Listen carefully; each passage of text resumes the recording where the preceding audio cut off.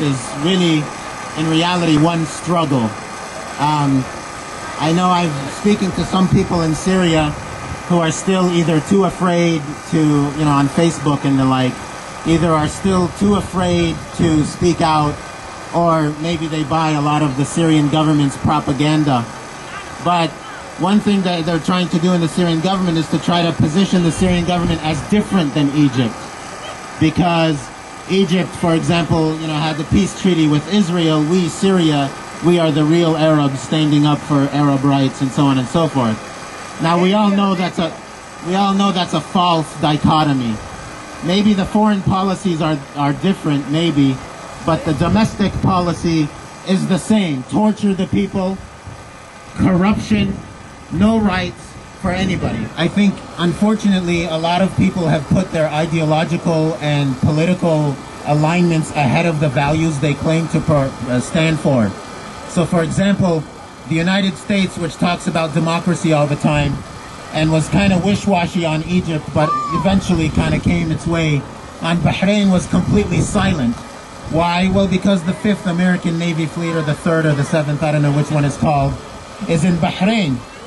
And similarly, you see another hypocrisy on the Israeli side. Israel likes to complain about Syria all the time. Syria supports Hezbollah, Syria supports Hamas, Syria is a terrorist country, Syria is this and that. But quietly, Israeli lobbyists are telling Congress to be quiet about Syria because they would rather have Assad oppressing the people rather than democracy, where they know the Syrian people will probably be demanding stronger for Palestinian rights, for example. Similarly, Iran, who claims that it supports the quote-unquote Muslim peoples. When Egyptians were rising up, they said the Egyptian government must support the quote-unquote aspirations of the Muslim peoples of Egypt. Well, what happened to the Muslim peoples of Syria? Utter silence from Iran.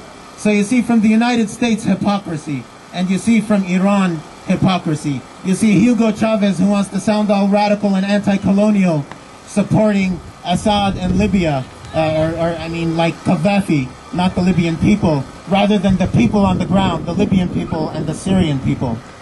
A wind of change is blowing in the Arab world: Tunisia, Egypt, Algeria, Libya, Yemen, Bahrain, all the countries.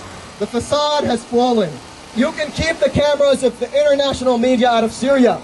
Yeah, go ahead and stop them from coming in. You can have your Syrian TV present your demented reality. But you know what you are no match for?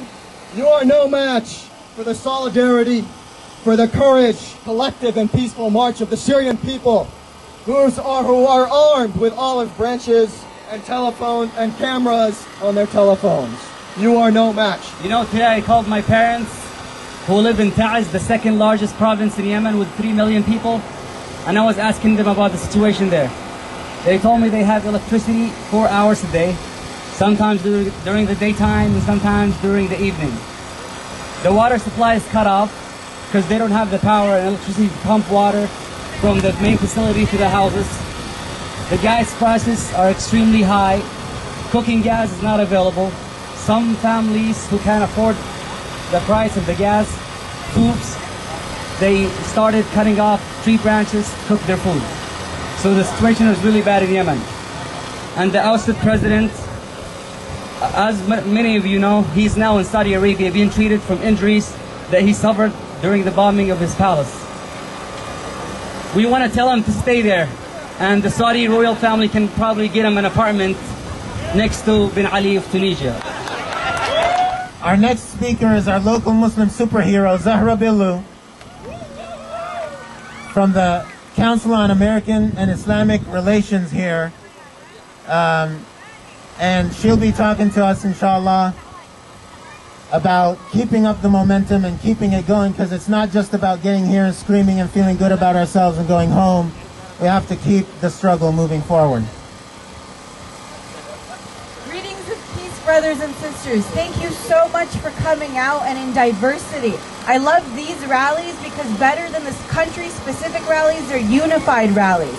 Because what happens in one country in the Middle East impacts all of the countries. And what happens there impacts all of us here. It's not enough to come to just one rally. Make sure that after you leave today, you talk to your brothers, your sisters, your friends about this, that you write to your congressperson, and that you hold our elected officials accountable. We fund those governments that are killing our brothers and sisters. We're sacrificing our civil liberties right here in the United States in unison with the people that are dying in the Middle East. So know that the Patriot Act was renewed several weeks ago and no one said anything.